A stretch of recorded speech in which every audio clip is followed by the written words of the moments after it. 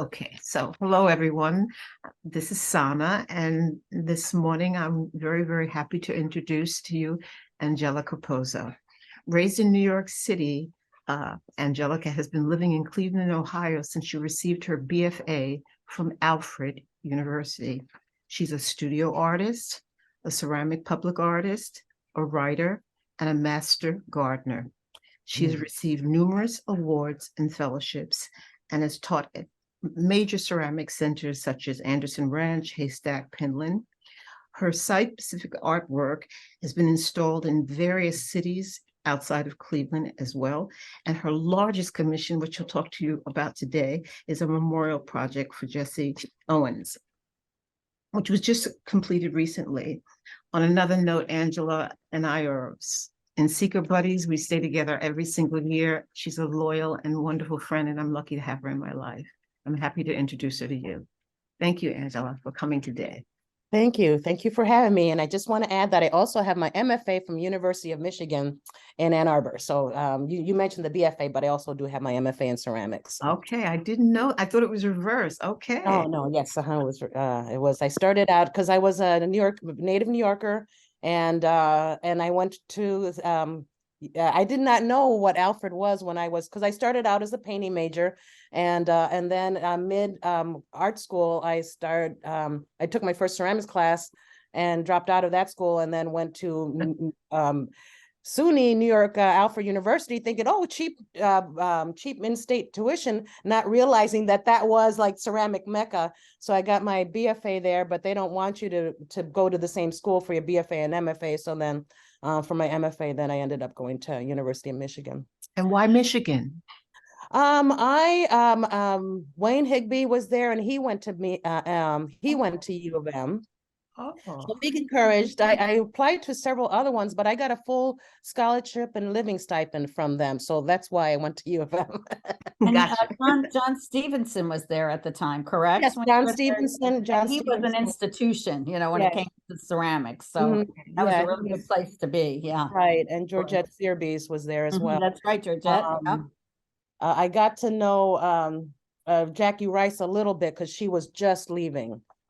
That summer. I got there during the summer before the classes started, and she was in her transition, and she had just gotten her job at RISD. So we had just switched. So let me start with sharing my screen then.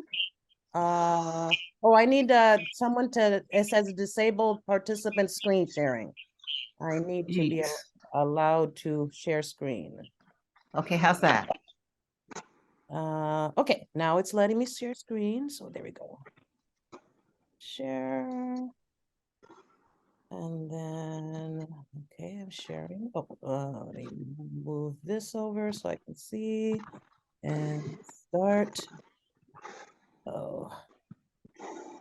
Slideshow, there we go, and play from start.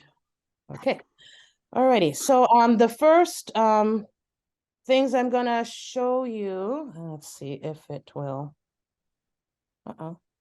Why is it going to nothingness? Oh, okay. Oh, here we go. First thing I'm going to show you is some the studio work. So as Sana said, I do these big public art commissions, but I'm going to run real quickly through my studio work to show you that I do some studio work sometimes, or have done. And see, it doesn't okay, here we go. So these are, and it is, why is it taking,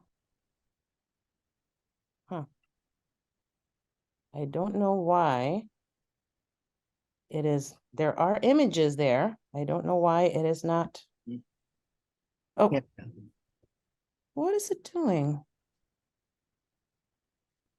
Let me stop sharing screen and see what's happening to my PowerPoint. Okay. Oh, wait a second. Let me. For some reason, it's not bringing over the images. Okay, that's on. Just excuse me, sorry about the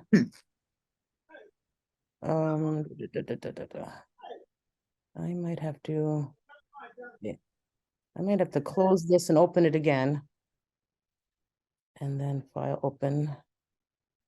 Just because the it was disconnected from the source and it might have, no, okay, now where is this? Okay. Yeah. PowerPoints. PowerPoints, okay. Go. Okay. Okay, so hopefully it is, okay, put to slideshow from this play, from the start. And then, now I need to, escape. So, and share screen.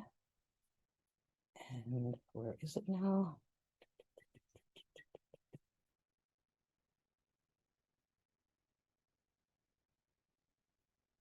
Okay.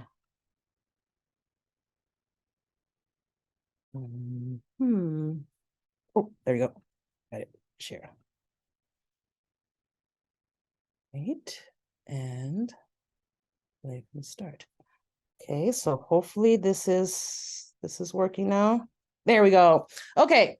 So so this is the front of my studio.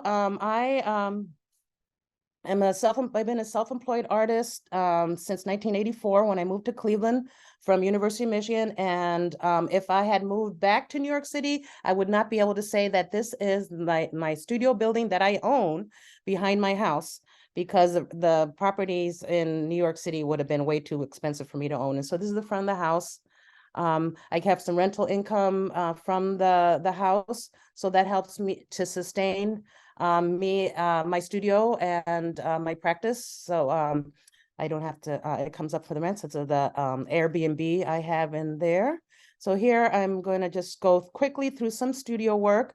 My studio work is influenced or inspired by nature and plants and the environmental issues. So this piece is from 1991. And this is one of my first tile pieces as a studio piece, which then led the way for me to do studio work. I mean, the public artwork and mural projects. So this is called Forest Shrine Penumbra. And these are some temple kind of forms, exalting nature and plants and all that. I like architecture and architectural form, as you can see. And these pieces and shrine to the seasonal salad. So I'm just going to go quickly through, as I said, through some of these so that you can see that I do some handmade, hand-built forms. These are older work. And this is a big piece. And then this is my most a more recent sculptural piece that was in a show at Northern Art Clay Center. The Sana was also in Minneapolis, Minnesota. And so now I'm going to go to the public art. So those are the works that I would probably be doing if I didn't have to pay for bills and pay the rent. So this is my most recent. So I'm going to start from the most recent and then keep a track on the time so that as far as how much time I have to talk about each one. But this is my most recent. We just dedicated it on Monday. And so Jesse Owens Olympic Oak. Here is Jesse Owens with two of his Olympic oaks in 1936 under the gaze of Hitler and his political regime. Jesse Owens won 4 gold medals. And for each gold medal, he was given an oak tree sapling. And so that was planted in different locations. Only one was still living and attributable. And I did not know beforehand, but an oak tree, you cannot get a genetic replacement from an acorn. It's genetically different. It's like a different DNA. So then you have to get a grafting. So they did a grafting of the last living attributable tree. And so it has been replanted in this park. And so this is a view of the park, and the dot is where the tree is planted. And then I and a landscape architect, we then worked together to design a plaza around it. And so there's the site, and you can see where the tree is and the sidewalk around it. We had chosen the site, walking around, and we showed this has a nice view back into the lagoon area. It's a very well visited park area in Cleveland. And so that he had won a 200-meter race, and so that area around it's orange just happened to be already there for 200 meters, so it meant to be. I had already posed the thought of having mile markers, of having separate components rather than just one monolithic monument. And so that we were able to then to mark off his 100 meters and his 200 meters races. So then these are some of the design elements. And then I also had put up the option, the notion of a podium bench, something like the Olympic podium. So then the landscape architect then took some of my rough sketches and designed these elegant forms that then I would clad with tile. And so then now here's looking at the finished piece, walking towards it from the other side of the lagoon. As you can see it reflected in the water. Those are the Olympic colors, like a rainbow of Olympic colors that are along the side. And then I chose two of Jesse Owens' quotes. One to do about dreams, that it takes a lot of hard work and determination, and just paraphrasing, to realize one's dreams. And the other one is not the struggles for the gold medals, but it's those inner battles, it's where it's at. And so then I had, we posed for the community to share their inner battles and their dreams. And so I scribed those along the top. And then this top part, then I was thinking about tree rings, but I was also thinking about Jesse Owens' influence and the rays of his influence. And so this is the gold ring. You stand on the podium and you're in gold, and then to the left is the rings are in silver, and to the right the rings are in bronze. So it simulates the gold, silver, and bronze of the Olympic podium. And then there's the quote on the end of the dreams. And then these are some of the dreams then the people have shared, which I then scribed along the top.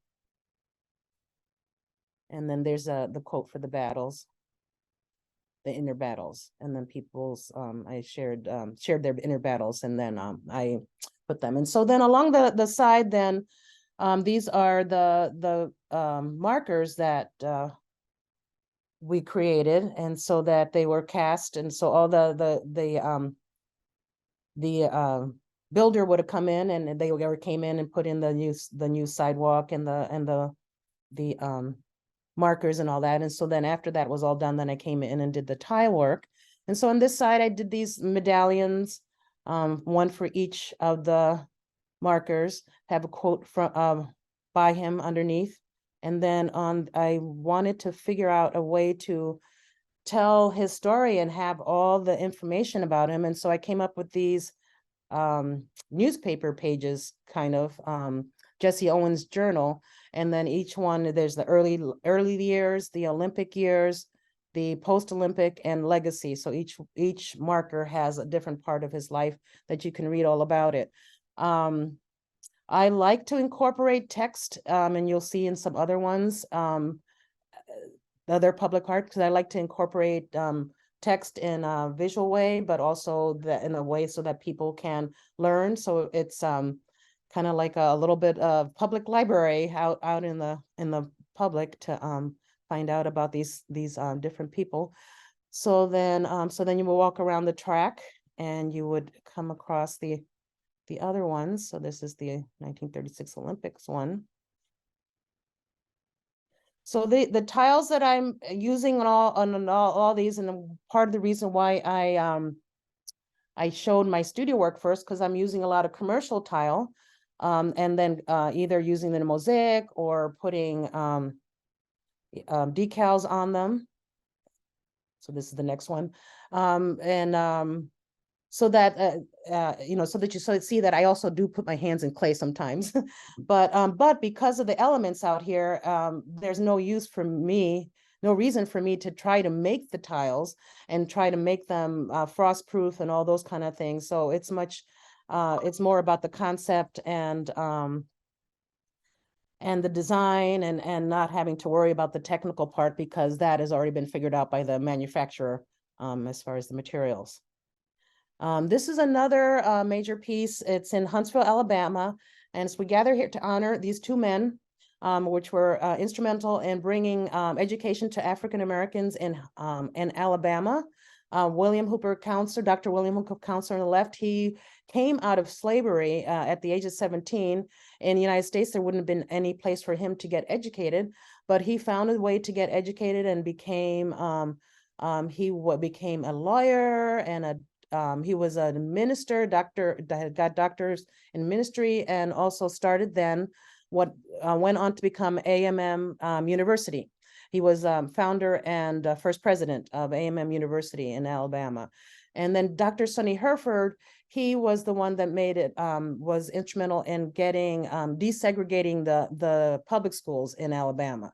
Because even though the federal government had said 10 years prior to him doing this, had said that segregation should not happen in the United States, Alabama was still, their public schools were still segregated. They still had separate schools for Blacks and separate schools for whites. And of course, the schools for Blacks were in very bad shape. And so, so that these two men were very instrumental, and there was an interesting way to go about getting public art was the housing authority had sold the property that used to be housing for African Americans. It was the first public housing for African Americans and built in 1952.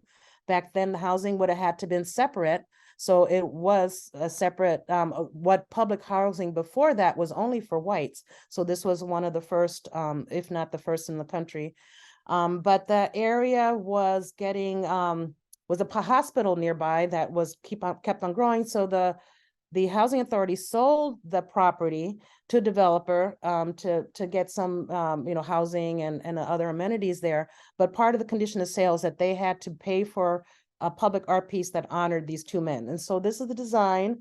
I decided the people wanted rather than something just on the wall, they wanted something that they could visit. They wanted a place. They wanted a set, something that gave them a sense of place. So I designed this flower form.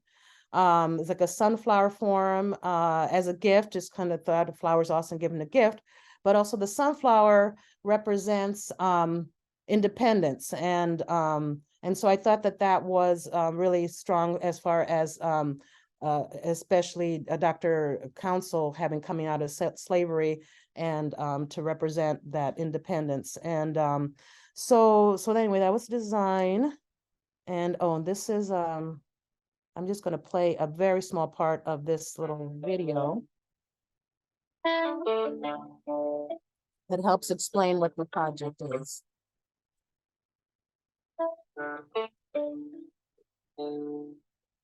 It's a non-toxic glaze. It is a really remarkable day where all of these people get to leave their footprints on a piece of public art that is really a celebration of so much in our community. We'll celebrate the life and work of Dr. William Hooper Counsel and Dr. Sonny Herford and achievements and milestones in African-American education in Huntsville. But at the same time, this piece will also embody so that's Dr. Sonny Herford for education throughout the community. Right. So that whole concept of bringing people together underneath the tree, I'm thinking it's the South, it's hot. Of course, a tree would bring people together. And so from the get-go, the piece needed to have a tree. I was trying to come up with. So, so I said, I just wanted to get the little bit beginning. So that was Dr. Sonny Herford and then his son. So I decided to have the footprints remind me of petals, of flower petals, and then also footprints then also represent people's independence and autonomy. And so that the people who used to live, this is the housing project as it's being torn down, people who used to live there came, and as well as other people in the community came and put their footprints in. And so that's what is along the side of the piece. And then along the top, as I said, I like to incorporate text, is the story of each of the two men. So the 3 of the petals are about Dr. Council, and 3 of the petals are Dr. Herford. And you can see, and so those are printed on with glaze, 1 by 1, lettering, stamp lettering, just letter by letter, stamped on with glaze on top of the porcelain paver tiles. So they're white porcelain tiles with unglazed with then the glaze printing. So you can see some details there. And then because of that video, I was able to identify which ones were Dr. Herford and his son's footprints. And so those are the only 2 that are labeled. This is another project in Cleveland. This is for the Stephanie Tubb Jones. She was a councilwoman in this ward that had a large African-American community, but also had a large portion of our cultural institutions. So the Cleveland Museum of Art is there, the Institute of Music is there, Natural History Museum is there, Botanical Gardens are there. And so the Botanical Gardens are to the back of this. And so Stephanie Tubb Jones, she died suddenly driving to work, had an aneurysm before her 60th birthday. She died, so she was relatively young. And and then this was also happened to be the 75th anniversary of the University Circle Incorporated, which is the institution that helps to anchor all the different cultural institutions there. And so they had already planned to do something to honor their 75th anniversary, but when she had passed, they decided to honor her as part of that celebration. And so this is called the Stephanie Tubb Jones Plaza. And along the back, then they gave me a PowerPoint of his 75-year history, and I turned it into a mosaic. So that's what's along the back. And then the man who had been the president of the Cleveland Institute of Art, he was a sculptor. He created a life-size bronze statue of Stephanie seated on the bench, so as if she was in mid-conversation. And so then here's the details of the mosaic.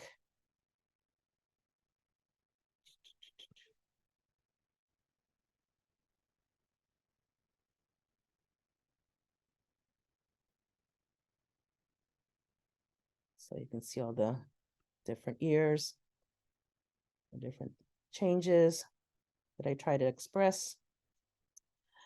And so then this was, these were murals that we did during the pandemic, so that that summer, the University Circle Incorporated usually had these live concerts, these free live concerts for the folks, and so they were not able to do that. So instead, they hired artists to do movable or temporary public art in the area where they would usually have the live performances.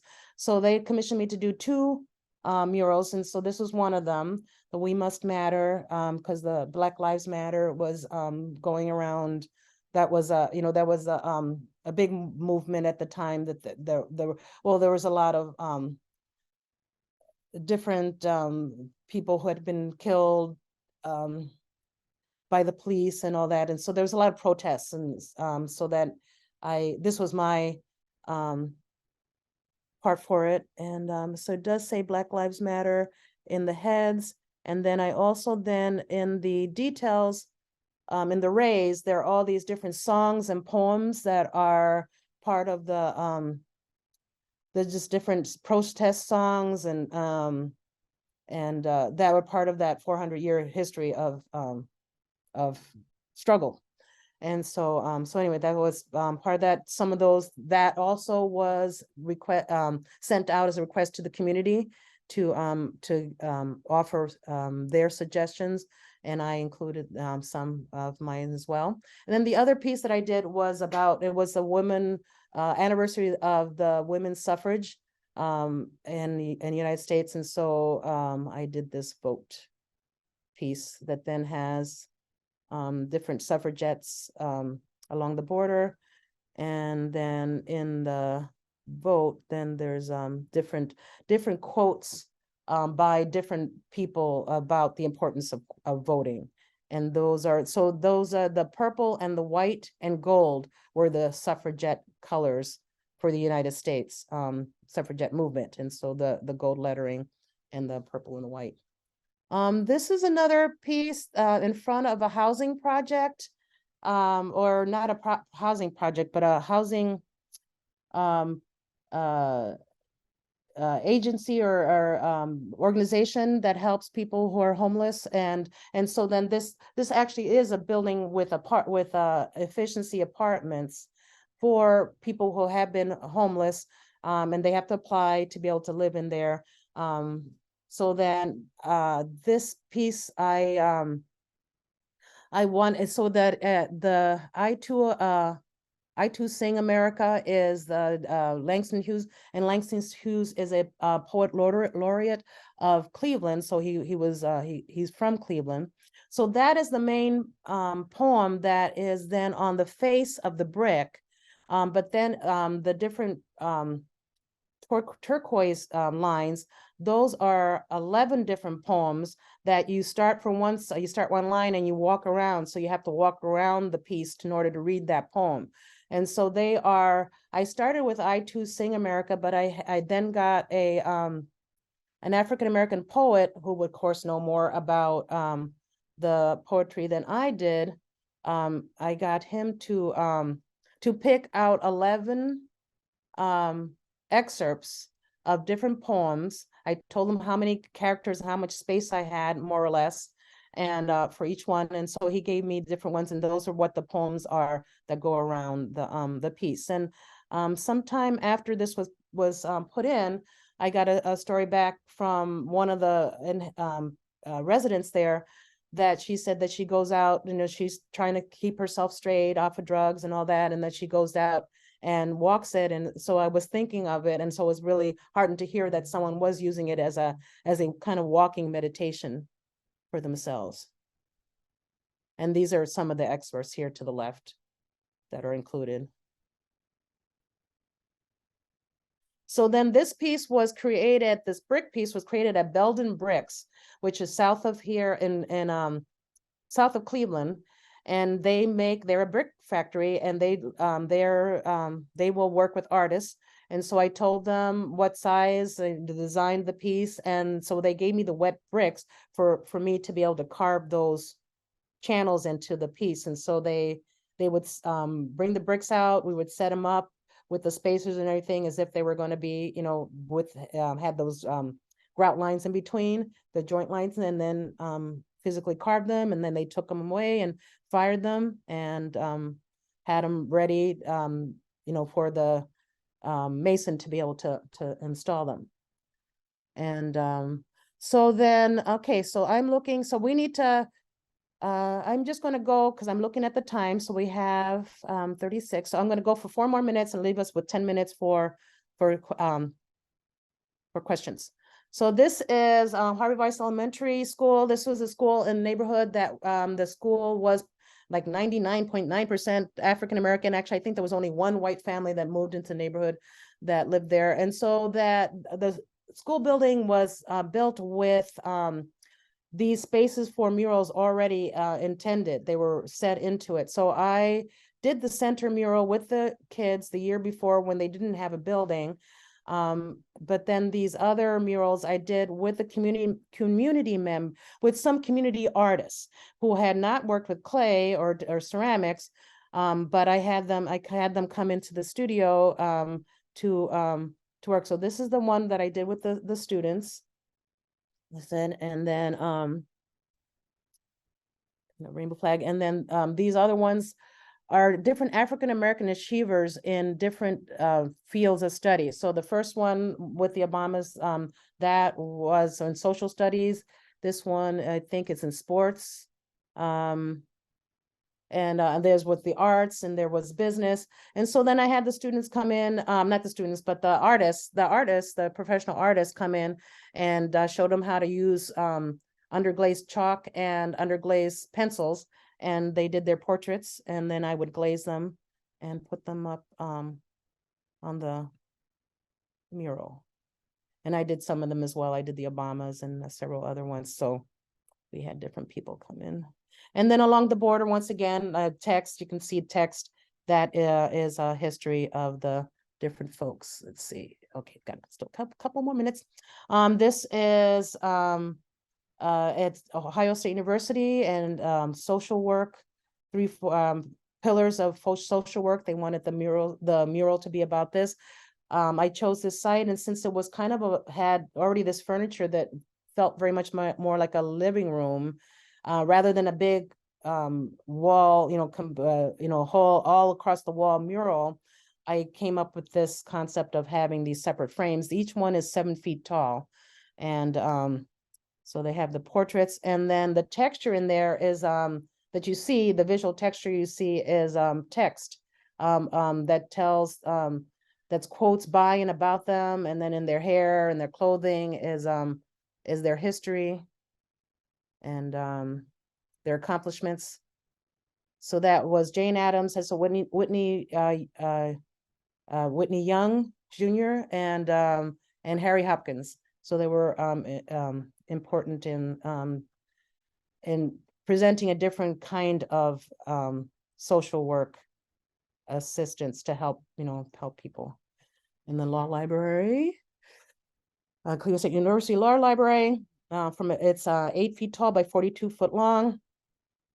You get closer, there are federal law statutes that are printed on the dark tiles, but then they're also printed on the light tiles, but then broken up. And so that represents law and order versus law and disorder, and how different decisions are made up by pulling different pieces of law from different other decisions, and present your case that way. So that was that one. And then I think we'll end with that one.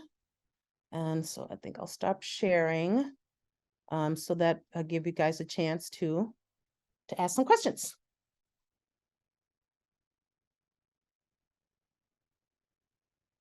Oops, I can't hear you, Sana. Oh. Whoa, Angelique. Now you have to unmute. Yes. Okay. Angelica, I had no idea you've done all this public work. My God, all these years of we've been friends. I had no idea. I had no idea. Tell me something. I'm curious how you get them. Are they public works that go out for announcements and artists compete for them? Or are some of them actually you go onto an area and initiate a mural? How does it work? Well, all the ones that I have showed you, I'm trying to remember, I'm trying to think, all the ones, because it's been more recently, I have not, it's been at least a couple decades that I have had to apply for one. I've been lucky, knock on some wood, I've been lucky that I've been approached by a lot of these, like the Jesse Owens, because I did the Stephanie Tubb Jones. And the Stephanie Tubb Jones, I was also invited because I knew the landscape architect, and I had worked with him before.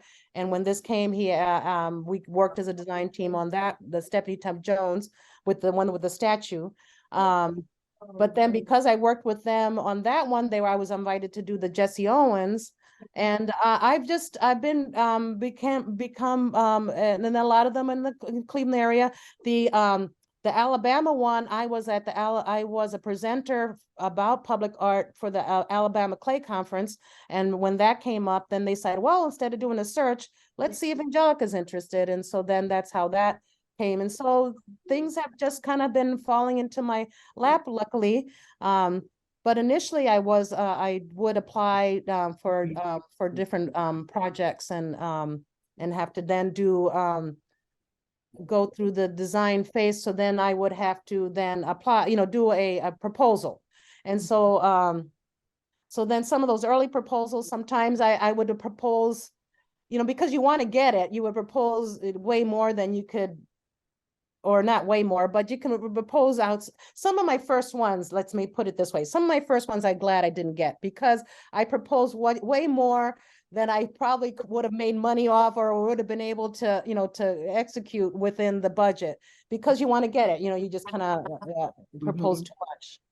Mhm. But, How, the one that you just completed, what was the time span from the beginning to the end? to the beginning, 3 years, actually. 3 years, 3 wow. years. And 3 years for the first year was that the university, they got the trees, like they're going to become stewards of the tree. They asked, are we interested in doing? We had to pick the site. So that first year was picking out where we thought the tree should go.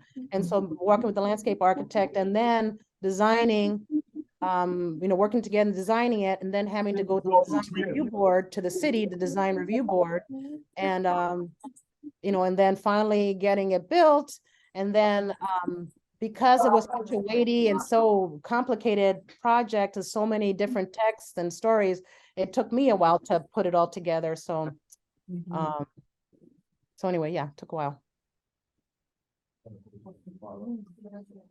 3 years. So some of them, I like the and even in my studio work, I like coil building because it takes time. I have a long relationship with the piece, and so I do like that long relationship with these projects and the different people I meet. I got to meet Dr. Sonny Herford, and I got to meet some of Jesse Owens' family, and the dedication on Monday. And so the different people I meet and the stories, and that's what really interested me from the beginning with the public art.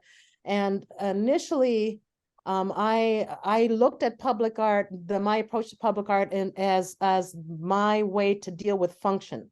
Like as a ceramic artist, like if say, you need to make a teapot, but you make a sculptural teapot, so you have to it still has to pour, and all those kind of type things. And so here, what I design has to function within the space, has to function with how people use the space, has to function with what kind of story the site needs to tell. And so that's how I looked at my approach to public art. Is I take that kind of language of function and form and function from ceramics to public art, to my approach to public art. And in between doing these public arts, are you also doing your studio practice, or is one or the other? When I have not done, I do some studio practice, but I still do a holiday sale. So what I've started with doing those, which I didn't show, is I will get pre-made dishes, because all I wanted to really do is the color and the decoration. So I will get porcelain dishes, and I will then reglaze them. And so those are something quick I don't sell them in the gallery. I'm just selling them directly Matthew, at studio sales. So it's something that is just fun. And so I still do those. I'm working currently on a piece for the Colored Girls Museum. So I have my hands back in wet clay for that. And that felt really good. So I do want to do more of that. And I was teaching a lot, in the schools, like artists teaching in the schools, like after school programs or programs that are connected to curriculum and that kind of type thing. But I've not done that, especially since COVID. I just sort of let that go. And I would like to not have to do that, trying to rely mostly on the income of the rental income, and then Social Security. Just went on Social Security, and so that hopefully will give me more time to be able to do studio practice work in between, and not have to rush out the door to teach some after school program. So I'm looking forward to being able to get my hands back more often into wet clay. Yeah. Anybody have questions? I have a question. Yes. Mhm. Okay, thank you so much, Angelica, for your presentation. I hear you talk so much You're welcome. about working with like really big established companies and in making this work and like bigger institution. Do you like work with like say like emerging artists to like collaborate with them and build same story and maybe make a public arts with them Um, in your mhm. practice? I work not maybe as much with emerging artists, but I have worked with people who are not artists because I've done a lot of community projects where I engage people with lifelong learning. I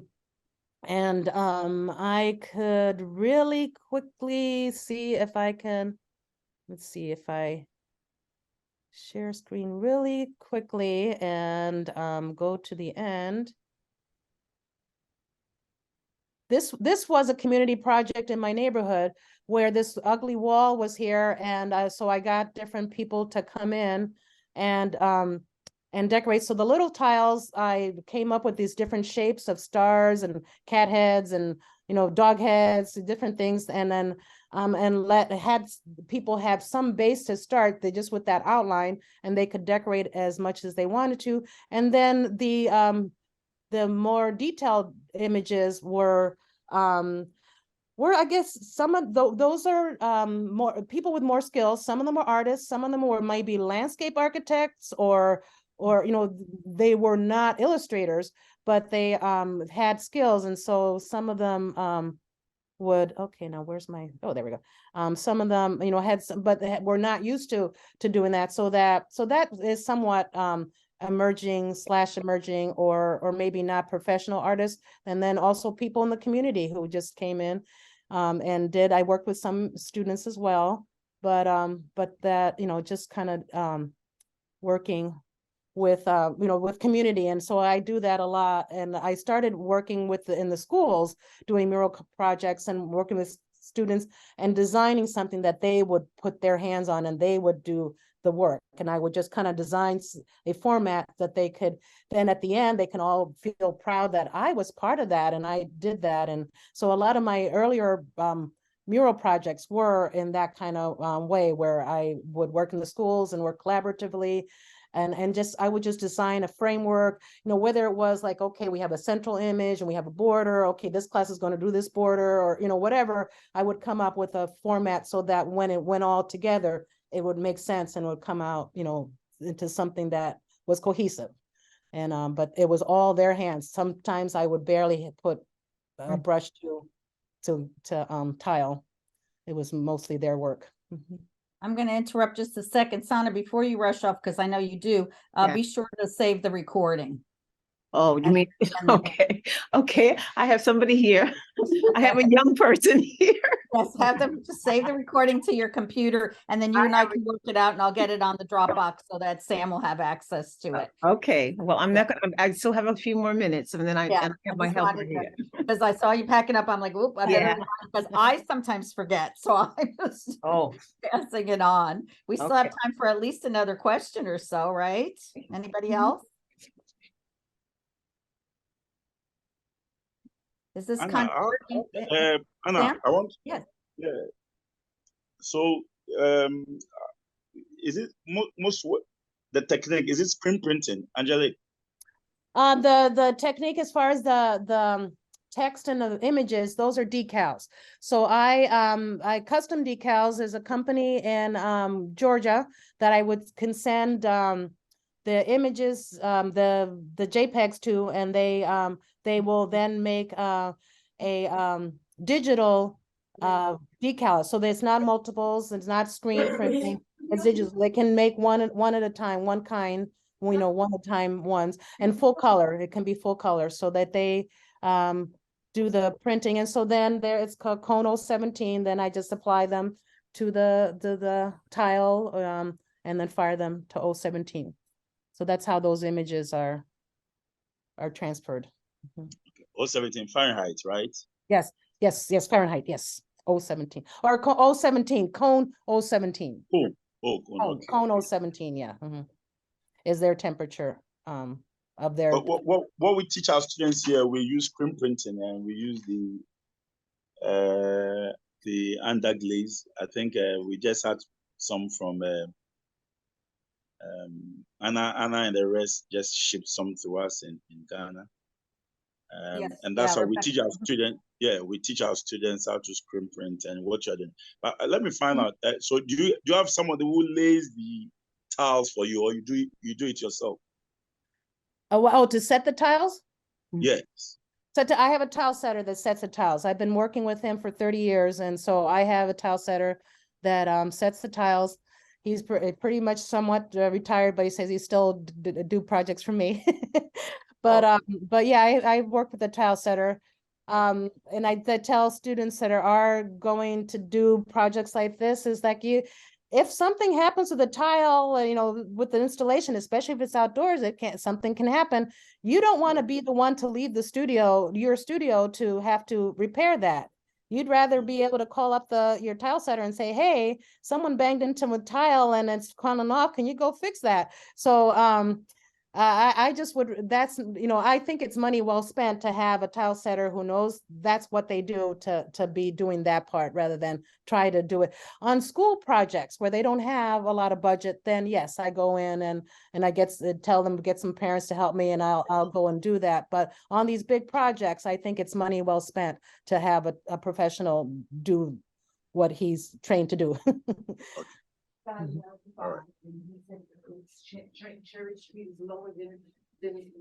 There's not any more questions. I have a feeling Sana needs to rush off, so we'll give her a chance to when she gets back in to end this and save the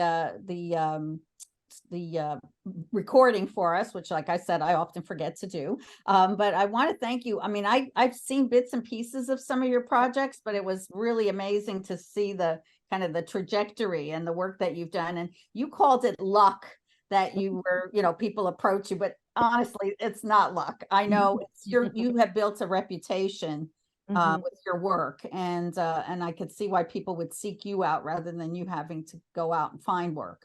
Because of the quality of the work that you do and the interest that it has for people to look at. So I want to thank you for your presentation and for what you do. It's amazing. So thank you. So Sana, for your sake, because you need to rush off, go ahead and close us down. I think anybody else wants to say quick bye? Thank you. I would like to thank Angelica. That was so wonderful. I'm so proud of you, even more. Even more, right? It's just wonderful. Bye-bye, everybody. All right, everyone. Bye, Sana. Next month. Bye-bye.